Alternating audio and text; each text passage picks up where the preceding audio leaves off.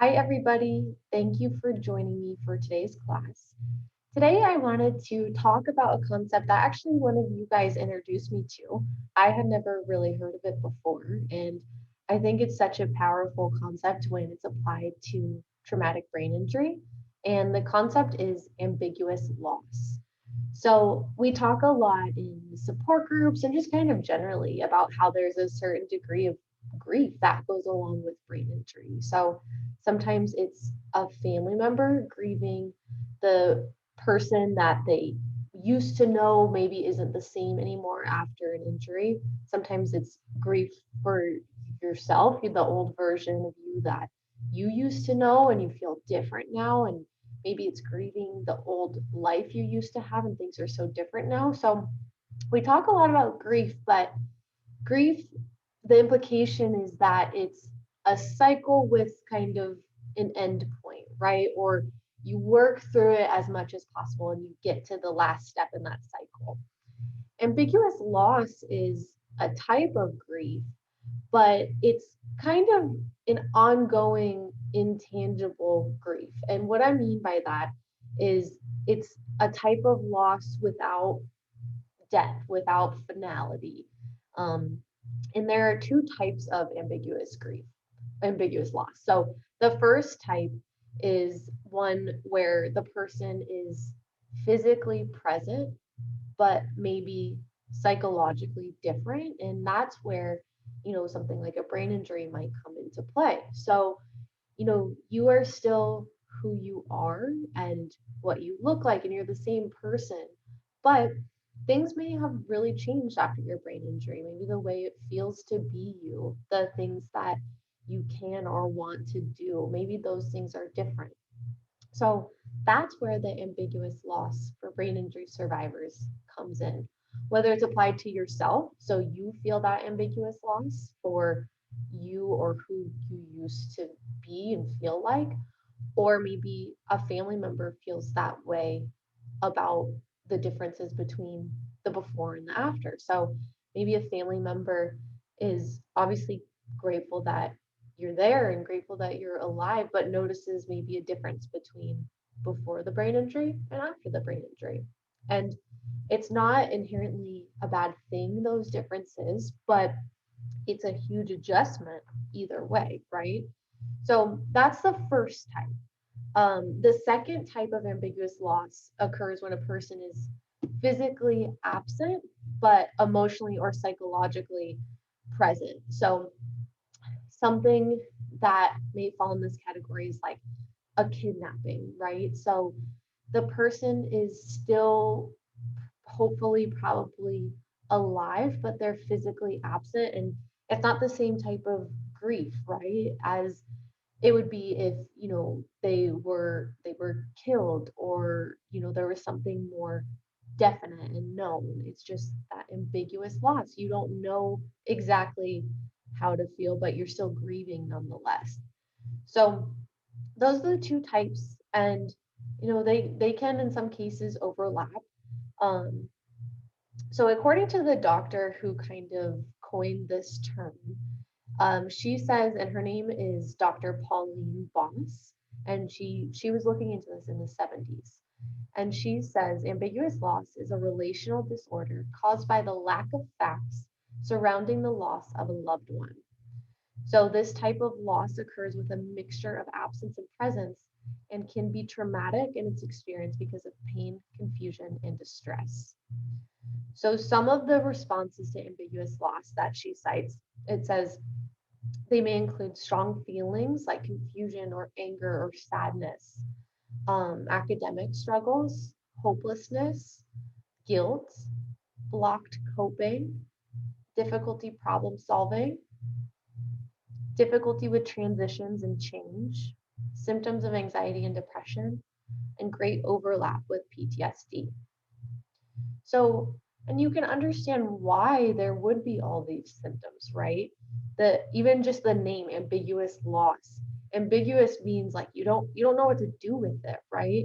There's no resolution and it's kind of ongoing and there's no final answer and something that you're constantly grappling with. And if this resonates with you about yourself, your own life as a brain injury survivor, maybe you do experience those types of symptoms, and maybe it's related to this. And the reason I wanted to talk about it today is just to bring awareness to it. Like I said, I didn't know about this until someone brought it to my attention. And I know for the person I was talking to, it was almost a little like empowering to learn about it, because at least you understand what's happening. There's a name for how you're feeling. And for her, it was kind of like this cycle of having good days and then getting back down and then, getting back up, just this ongoing cycle. And I think just having a name for it and understanding what's happening was really helpful. At least you know what's going on. So that is the kind of overview of ambiguous loss. So it's a type of grief, and it's just a little different. It's not as finite, not as definite, right? And this doctor, she came up with some ways to address or live with this ambiguous loss. So here are her guidelines, and then we'll talk about a few other things you can do as well. So her first guideline is finding meaning. So making sense of the loss. And this can be as simple as like naming the problem, naming the loss, talking with peers, forgiveness if that's applicable, continuing on, but changing any like celebrations or rituals. So some of you guys celebrate your brain injury anniversary. That would be an example of this. The second one is adjusting mastery, which is modifying the desire for control and certainty.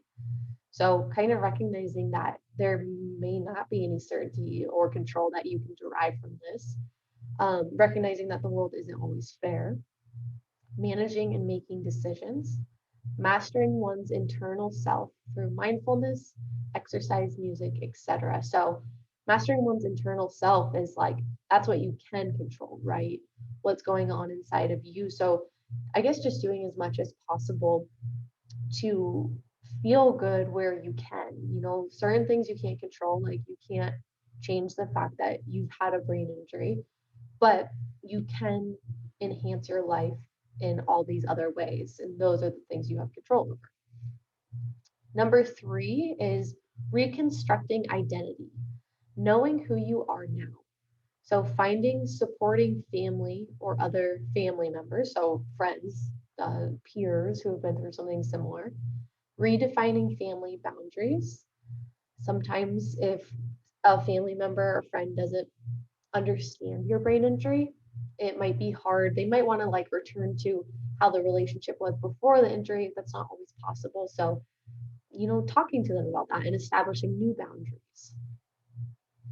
Being flexible about family roles and identifying who is in or out of the family system. So, this is really focused on family, but actually the first point I think is so important is the knowing who you are now. So I think after a brain injury, that can be really hard.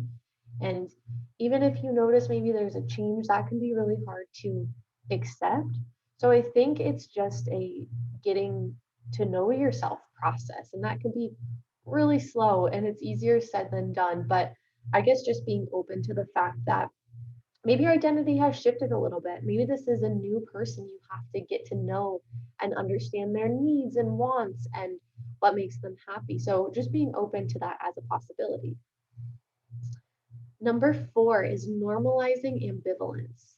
So learning to manage the anxiety from mixed emotions and just understanding that conflicted feelings are normal and talking about them with professional and just knowing that everything's temporary too. So, you might have, like I mentioned, the person who brought this up to me, she had those good days and those bad days. So, knowing that the bad days are temporary and that everything is cyclical and that it's okay to have a mix. It doesn't, surviving a brain injury doesn't mean like, oh, I'm so grateful to be alive. Like, that's unrealistic, right? There are a lot of challenges that come along with being a brain injury survivor. So, just giving yourself grace and knowing that that's totally okay and normal. Number five is revising attachment. So letting go without the certainty of loss. So recognizing that a loved one or yourself is both here and gone by grieving what has been lost and acknowledging and celebrating what you still have. So that is another one that's so much easier said than done. And we always talk about with brain injury how it's so challenging because there's a before and there's an after.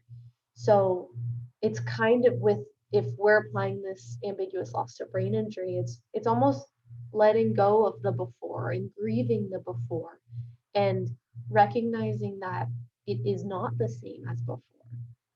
And along the same vein, understanding that there is still a lot to celebrate about the now. And like we talked about earlier, getting to know yourself now and celebrating who you are now. So, again, a lot easier said than done. Another point she makes under this revising attachment is finding new human connections. So, it's possible that a lot of relationships will have changed after brain injury. So, it's just surrounding yourself with people who understand you as you are now and love you as you are now and don't expect you to follow the same, I don't know, procedures, routines that you used to. So just people who really just accept you. And last one, her sixth guideline is discovering new hope. So finding new hope when your loss remains ambiguous. So imagine new ways of being, imagining new future plans or dreams, spirituality, encouragement through family and friends. So however you find hope. And I like the point she makes about imagining new future plans or dreams because, again, with the before and after with brain injury, a lot of people have said, it's not how they expected their life to go or hoped that their life would go. And that's okay. And that's important to grieve because that's a huge loss, what you expected and wanted for yourself. But in this sixth guideline, she's recommending, you know, planning new things, figuring out what you want to do now, even if it looks totally different, and just finding hope in those new plans. So, this was kind of just an overview. And, I think, let me pull up this other article to make sure we didn't miss anything. And this one just mentions find a therapist. So, I think that is super important. If you know you're experiencing ambiguous loss, it can be really helpful to work through it with somebody and not just in your head because it's so just ambivalent and conflicting. It might be helpful to talk it through. This also recommends joining a support group. So it says seek out other people who are walking in the same shoes. And I think that is so powerful, whether it's about ambiguous loss specifically or something like the support groups that we do at Jody House for brain injury survivors, because you're surrounded by people who understand what you're going through to a certain extent and will accept you as you are. So that, yeah, and the rest of the article is really the same stuff that we talked about before, those six guidelines. So I just wanted to provide an overview because I thought the concept was so great and really resonated with with me, and I can see the application for brain injury and how ambiguous loss can contribute to some of the emotional effects after a brain injury. So thank you guys for joining, and this is definitely something we can talk about if it resonates with any of you guys. So feel free to always reach out to us, and I guess we will see you soon. Thank you.